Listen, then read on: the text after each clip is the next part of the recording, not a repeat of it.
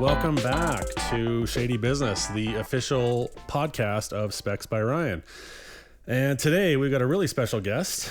We actually were able to secure the CFL's second best defensive end, Charleston Hughes. What? Second best? What the fuck? Well, didn't we? Wasn't that clarified at the awards or something this year? No. That's Okay. voted on by fans and. Oh, I see. So who's the best? Huh? I am the best. You're the best. Okay, you heard it here first, folks. Actually, probably not first. You probably heard it in a lot of other places first. We have Charleston Hughes today. Welcome back. Welcome for. Thanks for coming. You built that one in there. Oh, I like that. Yeah. It's not a sensitive issue at all. I'm sure. Hey, not at all. No, not at all. So let's get into this. You're wearing some SPEX right now, and you made your SPEX by Ryan debut on the Rod Peterson show a week and a half or 2 weeks ago, roughly. And how has SPEX changed your life? You know what? SPEX changed my life because the way I view the world. Mm-hmm. So looking through these glasses, everything looks totally different. Yeah. You know what? Standing in front of a camera, you know, I feel blocked. And, you know, sometimes you get that anxiety when you're standing in front of the camera because you don't want to say something and mess up. But when you got on SPEX by Ryan, I feel 100% confident. I feel swag. So you were saying you're a shy person, and now you feel like you have some confidence now. Yeah. Well, I feel more confident and less shy. I guess that's the way to put it. So good. So those are by Kazal I wear to Germany, and I was really impressed with how those looked on you, and really, I think it's a really great look. You're enjoying them? Yeah, I am enjoying them. I am enjoying them. I've been wearing them a lot. You know what? I had a lot of people who didn't even recognize me wearing them. Really? And I was like, you know what? I like that. That's cool. You can change the look up every once in a while. Go anonymous, huh? Oh, that's so good. That's so good. Who is Charleston Hughes? Let's get into the deep shit right away here. You know what?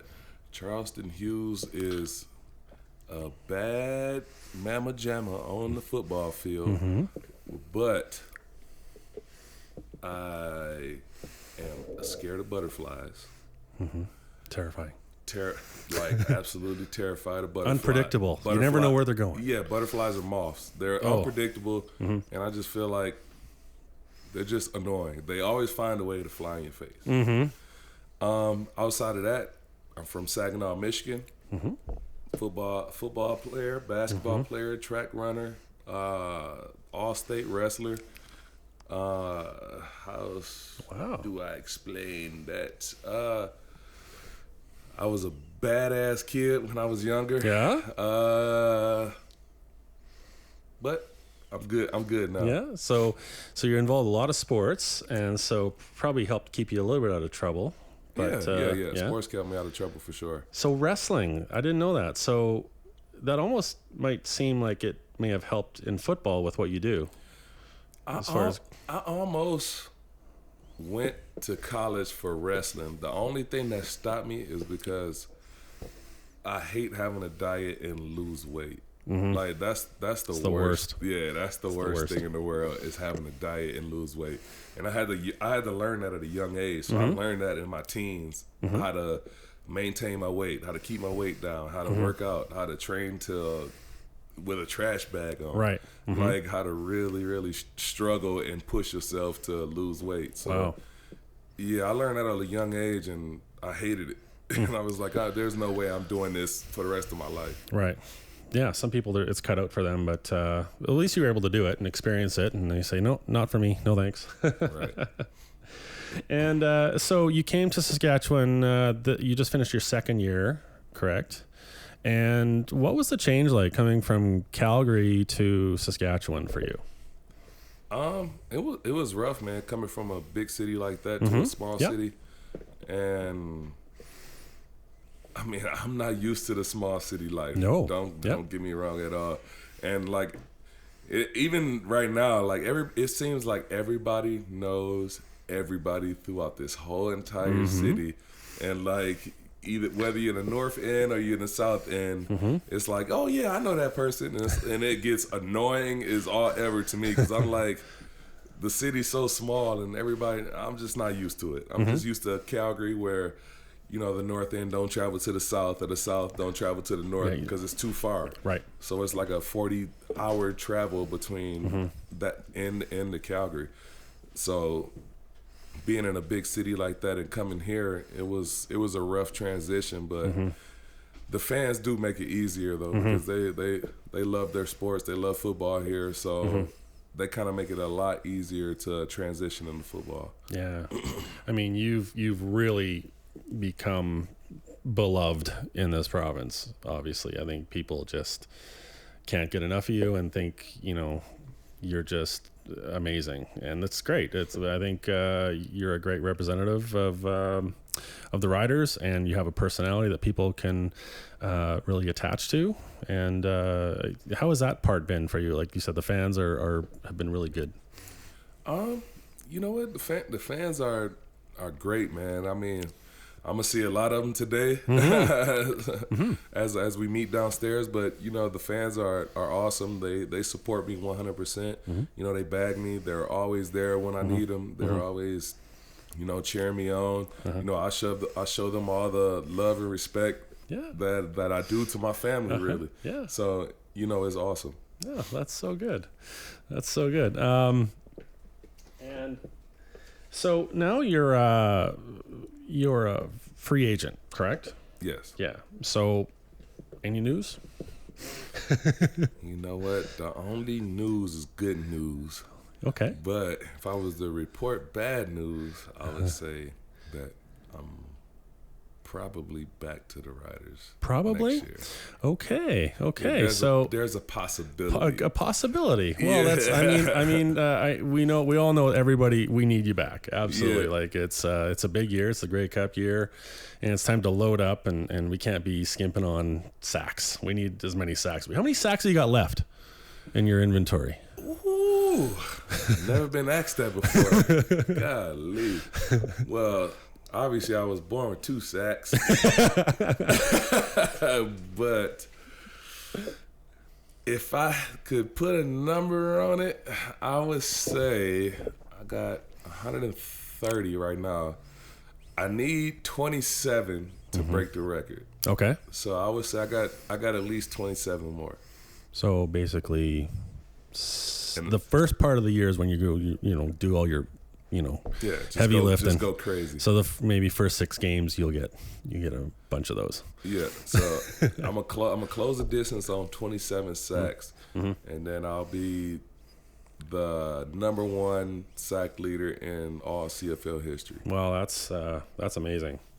That's amazing. So then that would be make sure you are number 1 and not number 2. Yeah, 100%. I pass up the great Bobby Jurison. I pass up all of them. Yeah. Do you think maybe you should wear the Japanese headband that he wore for breaking the record?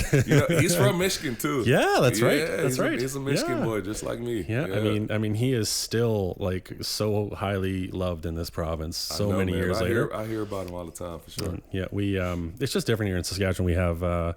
It's pretty much all we have. We now have the Saskatchewan Rush, which is also a really successful, great lacrosse team, and we're getting more things going on in this province. But the Riders are as opposed to a Calgary or Toronto or whatever. I mean, this is the only thing we really have. So people just really latch on, and so you will have fans for life, basically, which is pretty cool. But 100%. Absolutely.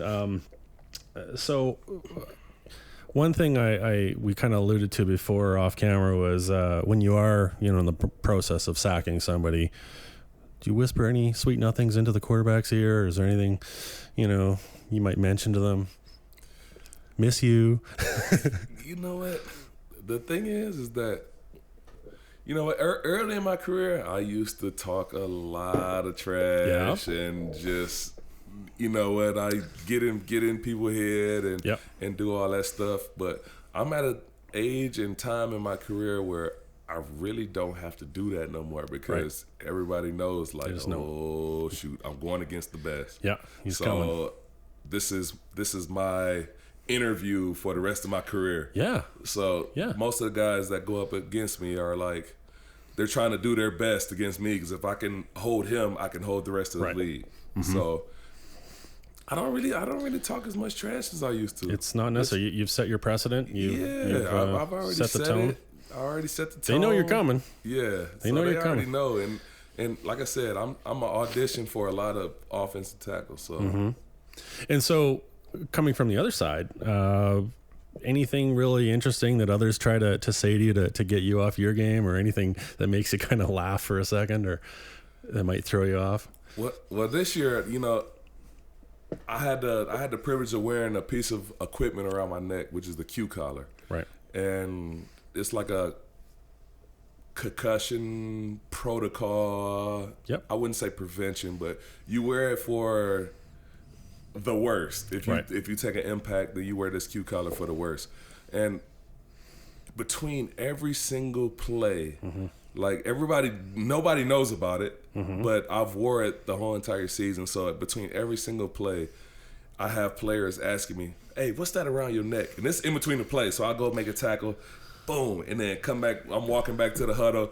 "Hey, yo, what's that around your neck?" Really? And I'm talking to guys like in between plays, trying to tell them like it's for concussions. Yeah. And then I'll just keep walking, and every single play after that, it's a different guy that's just asking me about this damn Q collar, and I'm just like, what the hell? It's time to set up, maybe send a press release to the other team before the game. Yeah, just so as you know, this is what I got. So like, let's if you need a business card, see.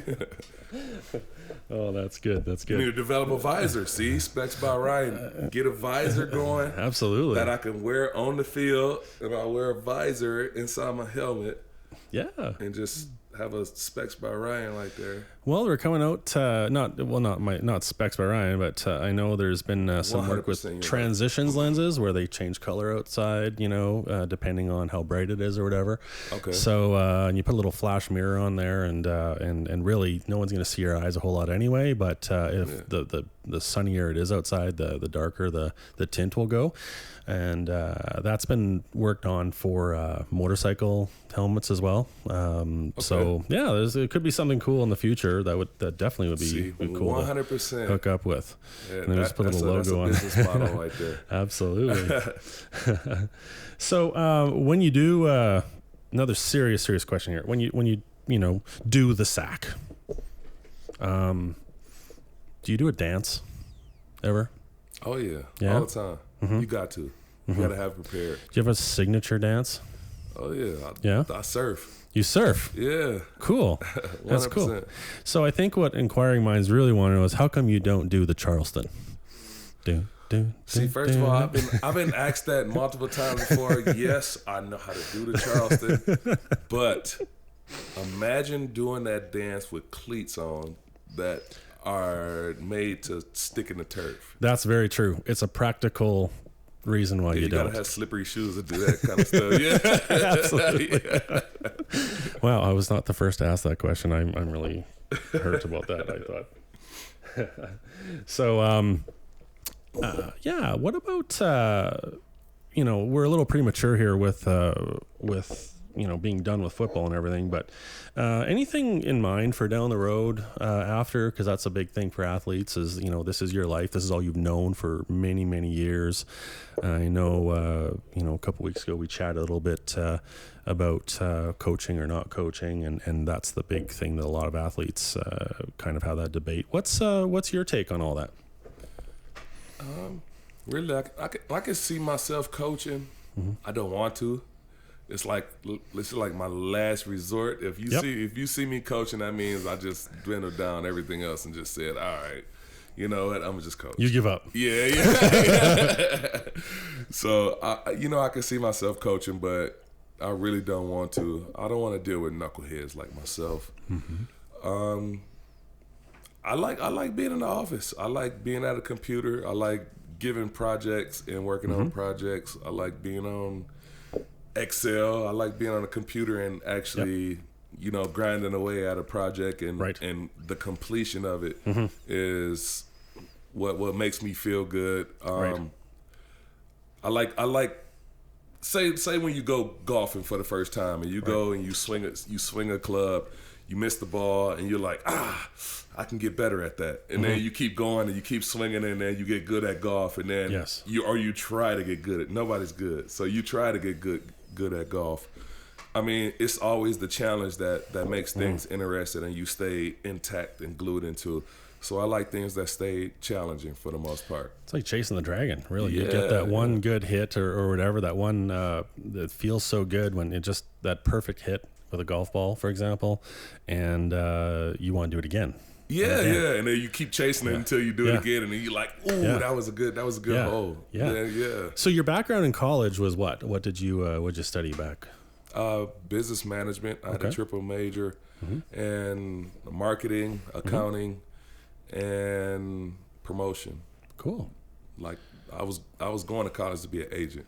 Wow. Before being an agent got extremely hard. Yeah.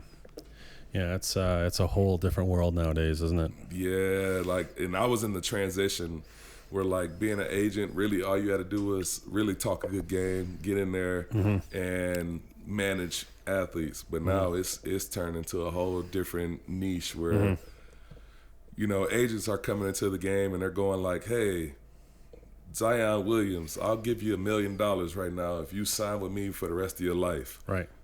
What athlete is going to turn that down? Really? Yeah. Yeah. Yeah. And it's big. It's such big business. There's such large firms that are, monopolizing on all the big players. It's ridiculous now. That's part of the reason why I just manage my own. I don't have an agent. I just manage my own stuff and, work independently. So good for you. It works. So what was it like when you came into the league? What was the situation like? You had, obviously kids growing up in the States, NFL is the only game you know or think about. And then how did the CFL come along into your life? Well, I had one teammate when I was coming up. He graduated a year before me. He came up here and played in BC, which I knew he was in Canada somewhere. I just didn't know where. And I really wasn't paying no attention. I was just like, you know what, he's doing his thing. So I kind of lost track of him, fell off the map. But the thing is that when I was growing up, the only thing I knew coming from Detroit is Windsor. Windsor is the only part of Canada that I knew existed. Right. And the only reason I knew that is because you can cross the border and drink at a young age. Absolutely. Yeah, you can go strip clubs at a young age. Everything. It's all there. The land of opportunity. Yeah. So it was the land of opportunity for me. For a young person. Yeah. and at that time, you can cross the border with no passport. Yeah. You can cross with your ID. So all you have to do is show your ID, cross the border, and then you're good. Right. But the only thing I knew in Canada is when you looked at a map, you saw all the states individually. So you saw California, you saw Montana, you saw North Dakota, you saw Michigan, you saw Florida, you saw all these different states. And the only thing you saw in Canada, it was all gray. Just all Canada. And it said Canada. Yeah. And you didn't know that there was stuff up there. There was stuff in those other parts of Canada. Right.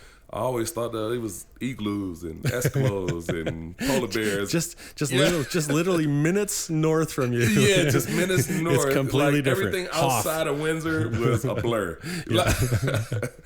So then, football-wise, what was it like when the opportunity presented itself to come to Canada? It was more opportunity based. So it was like, look, if I want a chance to play football, or if I want to make this work, I'm gonna have to just start off in Canada, go wherever Calgary is, and which I had no clue where Calgary was on the map, which I just flew in and said, look, I'm just gonna make this work the best way I can, which it did, it worked, but I still got cut my first year of my career, so I ended up going home and having to still reevaluate life and go like, okay, I got to get a big person job now. I got to grow up. So when you got cut, you've never obviously been cut before, I'm assuming, for anything. Never. So did you really feel everything was over? Or did you feel they made a wrong decision and they picked somebody else? Or was it just... I felt like they made a wrong decision, and I was told by other players that they were making a bad decision by letting me go. So, but at the same time, I was like, you know what? I gave up hope, and I was just like, look, it just ain't meant to happen. So I was just gonna hang the cleats up and just go like, you know what? I'm gonna just start my professional career and try to use my degree and see what happens. So then what happened? How did you get back into it? Another training camp invite? Is that the thing? 3 people got hurt in the 3rd game of the season. Okay. And they ended up bringing me back. How did you feel when they called you? Were you like, screw you? Like, what did it feel like? Or were you like, yeah, I'll take it? Or was it mixed feelings, or what was it like? It was a overwhelming feeling for the most part, and it was a feeling that, all right, this is my 2nd chance at life, and I'm not going home. Right. And I was like, yeah, there's no looking back from here. So I got to take advantage of this opportunity, and I'm not going to let it go. Wow. The rest is history. Yeah, and the rest was history. Like, that's quite a callback, isn't it? Right? Yeah, if you got a button that say, look at me now. Oh, yeah, exactly. Exactly. And was there ever any discussion afterwards, or, well, yeah, I guess we made a mistake. I guess we shouldn't anything like that, or?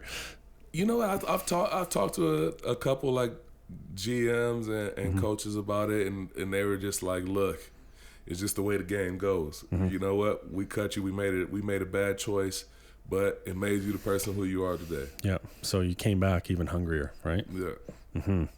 So then you said you didn't even know where Calgary was or what it was. You must have landed in Calgary and thought, this looks all right, or anything, you know? You know what? It's a bigger city. And you gotta, wherever I go, I mean, I'm pretty cool wherever I go. I try to adapt the culture right away. So I got into snowboarding. Yeah. Yeah, and I love it now. Yeah.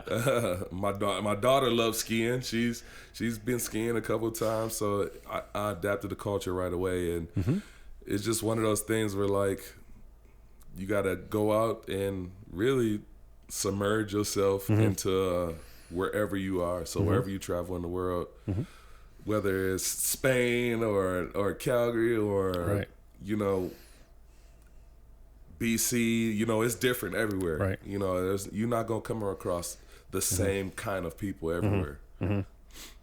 Exactly. So, you know, again, hoping that we have you back this year.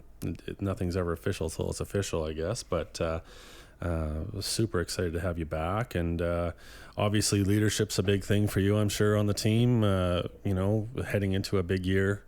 There's going to be a lot of change this year, too, I assume. So your role as a leader, what's that like for you, to young guys coming up?